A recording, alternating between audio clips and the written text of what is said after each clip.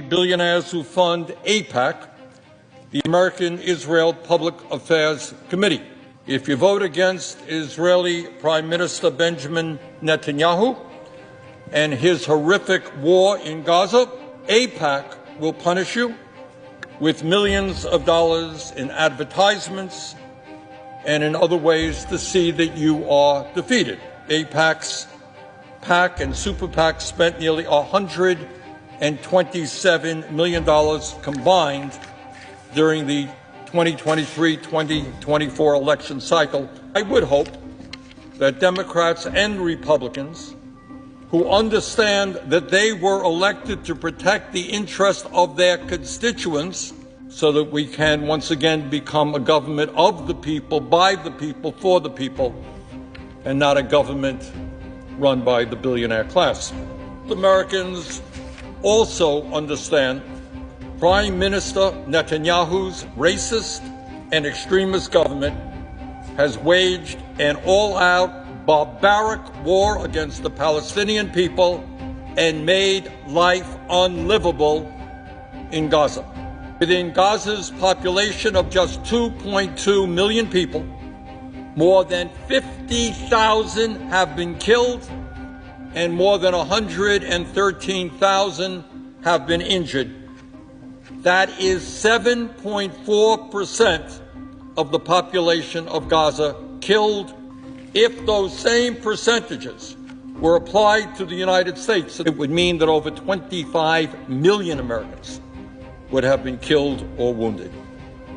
Israel's indiscriminate bombardment has damaged or destroyed 2/3 of all structures in Gaza, including 92% of the housing units, as you can see from this photo. Ain't a whole lot left. I don't know why they need any more bombs. They basically destroyed the entire area. I have met repeatedly with doctors, American doctors and others who have served in Gaza, and they are treating hundreds of patients a day without electricity, without anesthesia, without clean water, including dozens of children arriving with gunshot wounds to the head. I have seen the photographs and the videos. Mr. President, there has been no electricity in Gaza.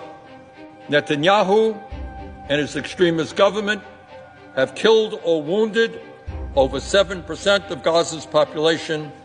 The Netanyahu government broke the ceasefire 2 weeks ago. According to UNICEF, since Netanyahu broke the ceasefire, more than 1,000 people have been killed, including over 300 children. Most of these children were killed while sheltering in makeshift tents or damaged homes. Since Netanyahu broke the ceasefire, even more aid workers, the people whose job is to try to help people who have been wounded or hurt, more aid workers have been killed, putting the total of over 400. 400 aid workers have been killed since the war began.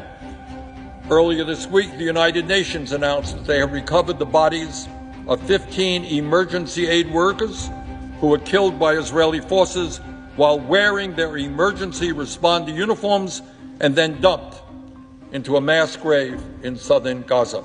Throughout this war, millions of desperately poor people, the people in Gaza by and large, are extremely poor. They have been repeatedly driven from their homes. Families have been herded into so-called safe zones only to face continued bombardment.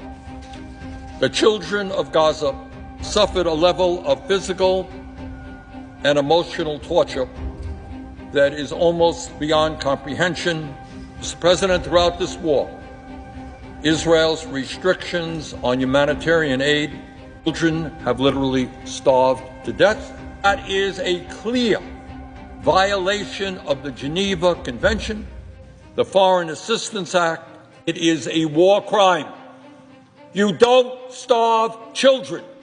What we are talking about is a mass atrocity. We, as Americans, are deeply complicit in all that is happening in Gaza. This is not some terrible event. This is not an earthquake in Miramar. It's not something that we had nothing to do with. We are deeply complicit. Last year alone, the United States provided $18 billion in military aid to Israel and delivered more than 50,000 tons of military equipment that is being used to destroy Gaza.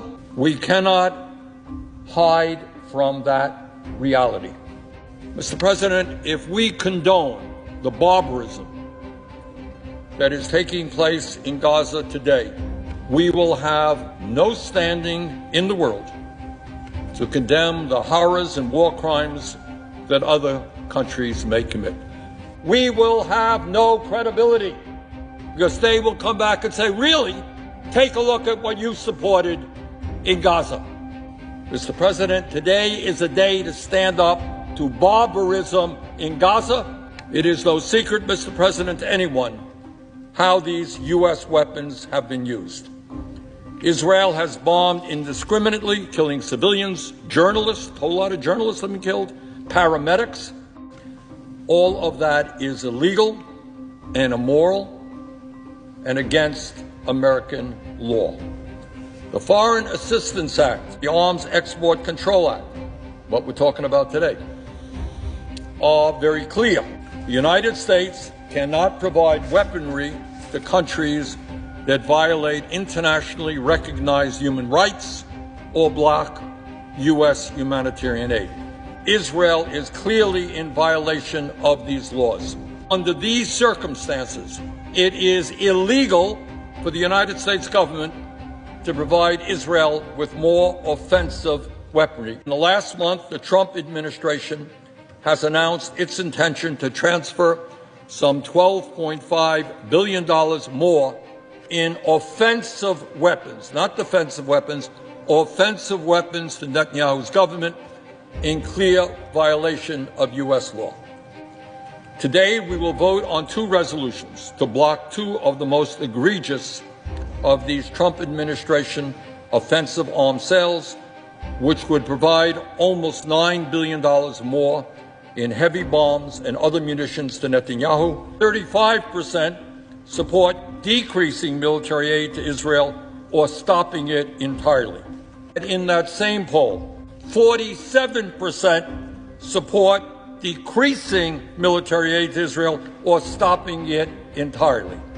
And according to a J Street poll of Jewish voters, 62% of American Jews support withholding, quote, shipments of offensive weapons until Prime Minister Netanyahu agrees to an American proposal for an immediate ceasefire in Gaza, and 71% of Jewish voters support increasing humanitarian aid to the Palestinians. In recent months, President Trump and Israeli officials have openly talked about forcibly expelling the 2.2 million people who live in Gaza, pushing them out to make way for what Trump calls a Riviera, pushing 2.2 desperate people out of where they live to create a playground for billionaires. Here is what Trump has said repeatedly in recent months, quote, the U.S. will take over the Gaza Strip and we will do a job with it, end quote. Quote, we're going to take over that piece, we're going to develop it, quote, end quote. Quote, I do see a long-term ownership position. Guess he didn't speak to too many Palestinians who live on that land. Mr. President, there is a name and a term for forcibly expelling people from where they live. It is called ethnic cleansing. It is illegal. It is a war crime. Mr. President, the United States must not continue to be complicit in the destruction of the Palestinian people. For all of these reasons, I urge my colleagues to vote yes on these two resolutions, which would prevent illegal and immoral arms sales to Netanyahu, would uphold congressional power and the rule of law, and would protect innocent life.